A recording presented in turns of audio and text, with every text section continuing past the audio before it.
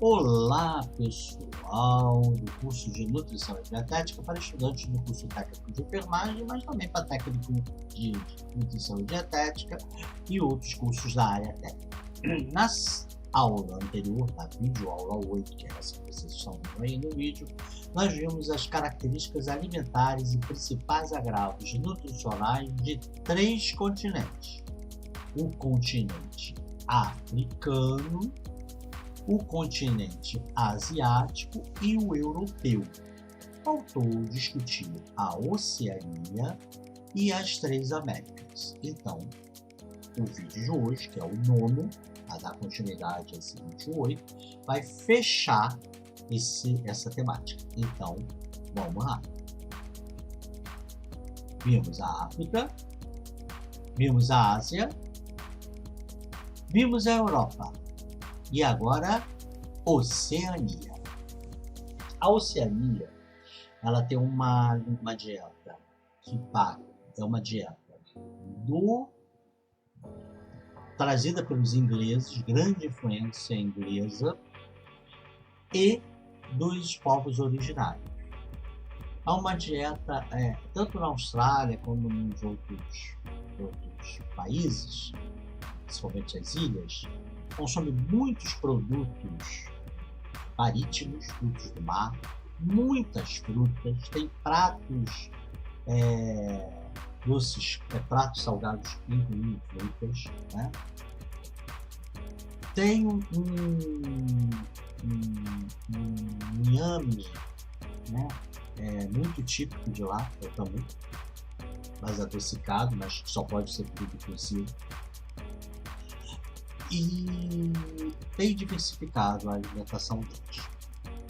O problema deles é de 2 naturezas. Primeiro, né, que a ocidentalização, fast food também ela chegou, então mais associado nas grandes centros ao sedentarismo, a população vem engordando e também há uma população que tem muito problema cardiovascular por conta de açúcar, sal e gorduras.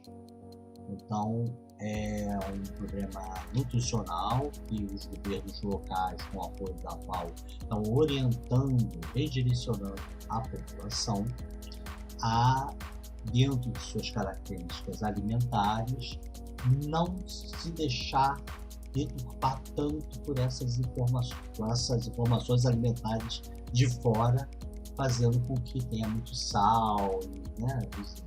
Aí tem aquela coisa lá do pavô, que o sabor de sal e doce é algo que está ligado no nosso inconsciente, a vida, a energia, então a gente acaba embarcando nisso. É um grande trabalho dos nutricionistas nesta região,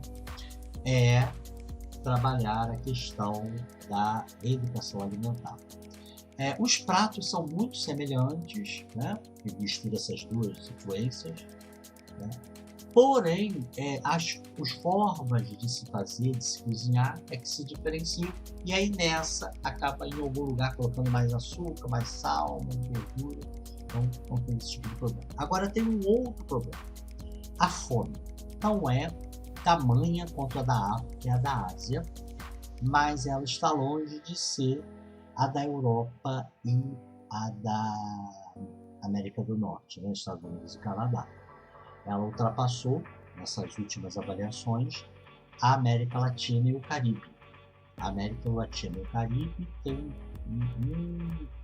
quase 2 percentuais de fome, do mapa da fome, do que a Oceania. E por quê? Por que a questão? Por conta que tem muitas ilhas que não tem muito espaço para plantio e mais algumas crises financeiras, então isso reduz principalmente o acesso a determinados alimentos, né? Então isso faz com que a população mais vulnerável e a que recebe menos tenha aumentado, ela aumentou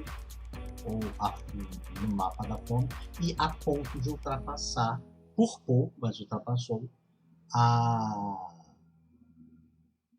América Latina e o Caribe. A gente desejaria era que ele estivesse no patamar igual dos Estados Unidos, Canadá, da Europa ou menor, né? A gente não quer que nenhum irmão de qualquer parte do planeta, inclusive gostaríamos que todo o planeta fosse assim, mas infelizmente eles estão e vão ter que verificar que tipo de políticas vão fazer para que essa população, né, que não tem tanta disponibilidade de alimento e com a redução do dinheiro para comprar o alimento, o que ela pode fazer para reduzir esses índices da fome. Agora vamos às 3 Américas, a começar pela América do Norte. Na América do Norte nós temos o Canadá, os Estados Unidos e o México. Nos Estados Unidos, a refeição mais importante é o de jejum e a janta. O almoço, por conta do dia a dia, né, de estudos, de trabalho, enfim, geralmente é no fast food ou sanduíches de pasta, de pasta de amendoim, com copo de leite ou alguma coisa semelhante, né? O café da manhã, o de jejum, ele tem um café muito aguado, como se fosse um chá. E tem muita batata, panqueca, wafer, mel, sucrilhos, cereal sob a forma de sucrilhos, leite e muito calórico, né? Muito calórico. E isso teve um impacto no peso das pessoas mais jovens e também nos adultos e nos idosos. E esse impacto aumentou à medida que os lares foram se informatizando. À medida, foi visto um mapa nos Estados Unidos que a medida já tinha por conta da característica da alimentação.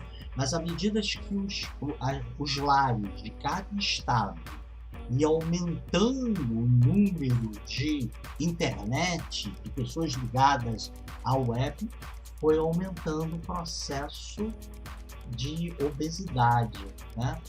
E com isso as doenças metabólicas, neoplásicas e cardiovasculares. Bem, o jantar ele é o mais importante, ele é muito semelhante ao que se faz no café da manhã, né?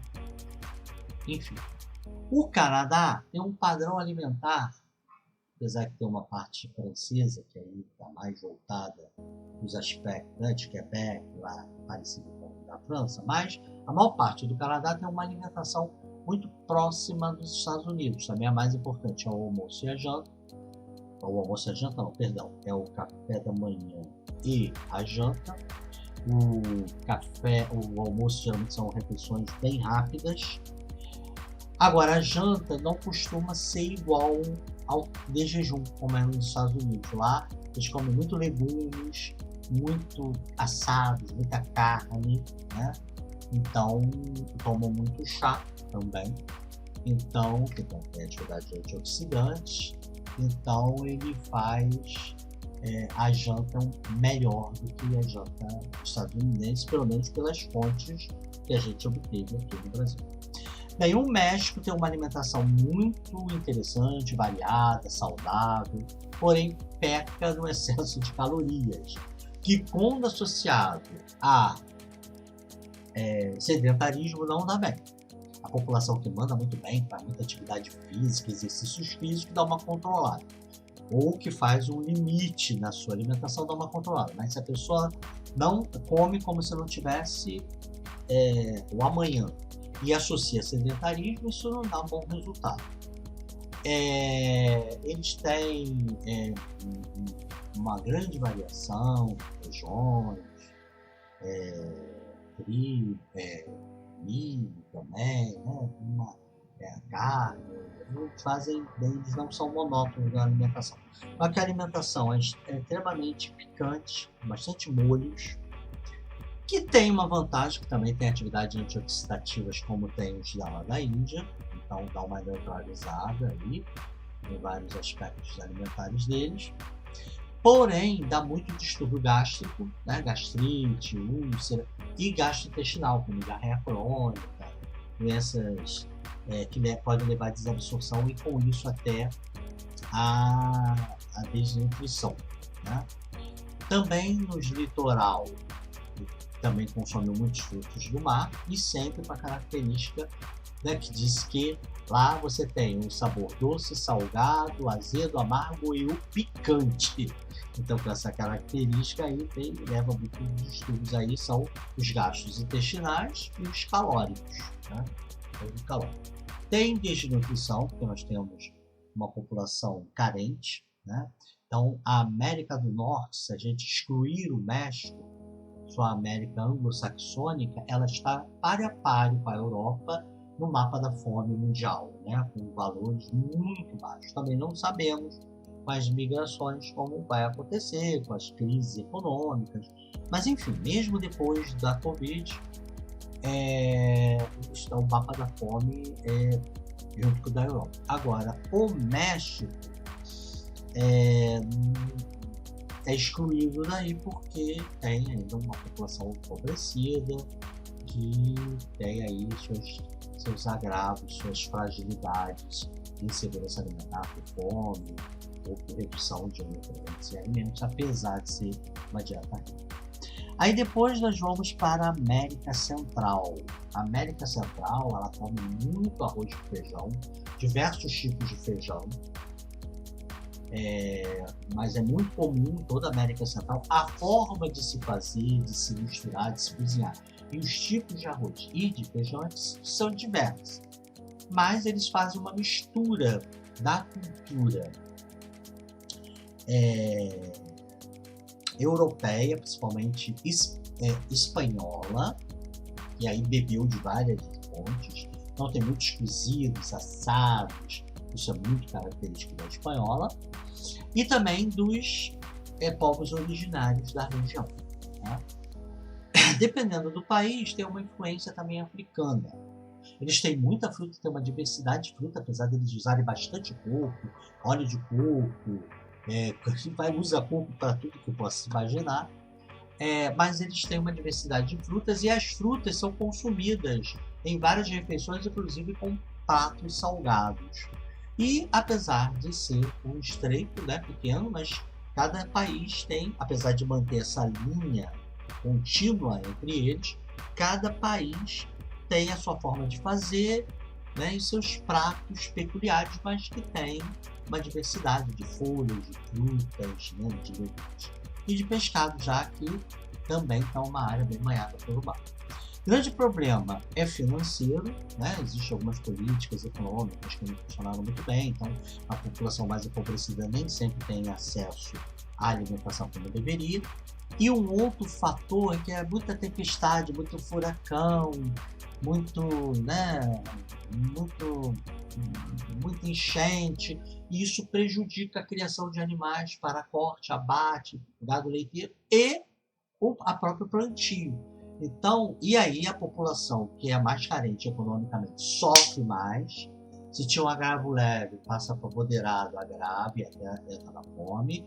E até as pessoas que geralmente têm um poder econômico melhor, pode de alguma forma ser prejudicado, né? Ou por falta de um dado nutriente, porque maior alimentos que traziam aquilo não tá tendo, a safra foi perdida, então eles são muito passíveis, a alimentação dele flutuar, inclusive na classe mais favorecida. É claro que a mais favorecida manda comprar, manda trazer, né?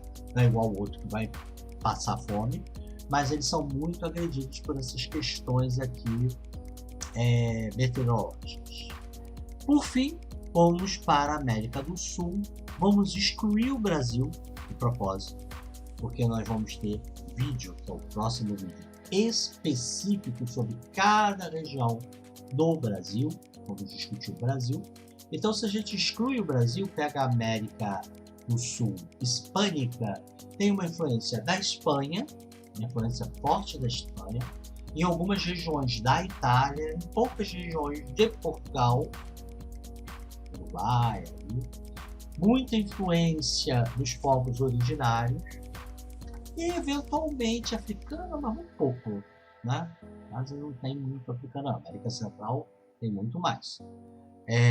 Estamos lembrando que estamos excluindo o Brasil. Alguma coisa árabe, né? Mas ela é centrada na hispânica e em algumas regiões marcadamente italiana e do povo originário. Então eles comem muita carne, né? Muita carne, a carne assada, a carne sob a forma de churrasco. Também fazem mistura de arroz com feijão, muito milho, muita batata. Na parte com influência italiana, muito tomate, muitas massas, né? E em algumas regiões, como no sul do Brasil, tomam chimarrão, que tem atividade antioxidante, né? Uma atividade aí que neutraliza. Bebem muito vinho, em algumas regiões,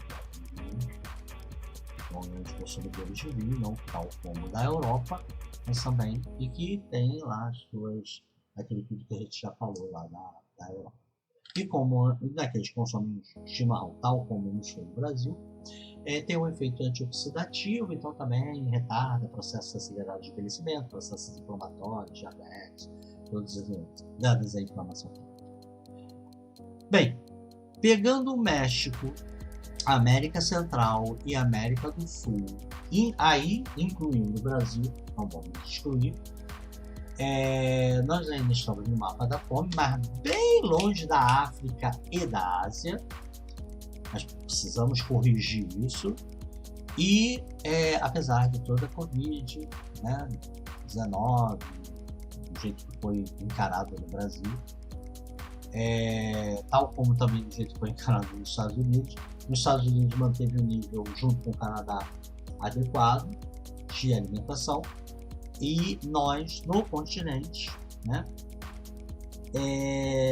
tivemos uma piora, mas a nossa piora não foi superior à da Oceania, que a gente ultrapassou. Então a Oceania hoje é quase 2 dígitos, 1 a 2 dígitos, um dígito ficou acima do patamar da fome do que o da América Latina toda, né, do México até a América do Sul, incluindo o Brasil. Bem, vimos aqui, eu acho que deu para dar um perfil, né, para vocês de como anda, como as características alimentares. É bem, né, superficial, porque cada um desses aí merecia vários vídeos para a gente viajar, mas não é um curso de gastronomia. Então a gente tem uma ideia do padrão alimentar. É importante saber o padrão alimentar do povo, porque quando a gente vai fazer a intervenção alimentar, que se deve por uma necessidade especial, né, ou por conta de um problema epidemiológico, a gente precisa corrigir aquilo, a gente tem que respeitar, dentro do possível, esses padrões alimentares, né? Então tentar ajustar o que ele precisa comer, o que ele deve comer nos padrões. Então por isso que a gente deu uma passeada aí pelo mundo e vimos aí os principais agravos. E agora vou convidar vocês para o próximo vídeo, né, que é sobre as 5 regiões do Brasil, né? Como se fosse um continente à parte. Por isso que a gente só citou o Brasil ali, incluindo dentro da América Latina, no finalzinho, tá? É porque a gente vai olhar agora com maior profundidade, e aí eu convido vocês para o próximo vídeo, beleza? E nós vamos ver também as características alimentares e os principais agravos de cada região do Brasil. Fique aí com o coco, né, com as delícias do coco. Lembrando que essa composição aí tem a ver com a polpa e com a água do coco, e que varia muito com a maturidade do coco. Por exemplo, carboidratos são mais ricos no coco mais verde, no coco mais amadurecido eles reduzem e aumentam o colesterol e os ácidos graxos, e esses ácidos graxos são até do bem, tá? Não é do mal, não. Ó, quem tem um colesterol elevado tem que dar uma segurada aí, mas são do bem. Mas isso é só um petisco, né? Se não é só para vocês matarem curiosidade. Beleza, pessoal? Um grande beijo no coração de todos e até a nossa próxima videoaula. Aguardo vocês lá.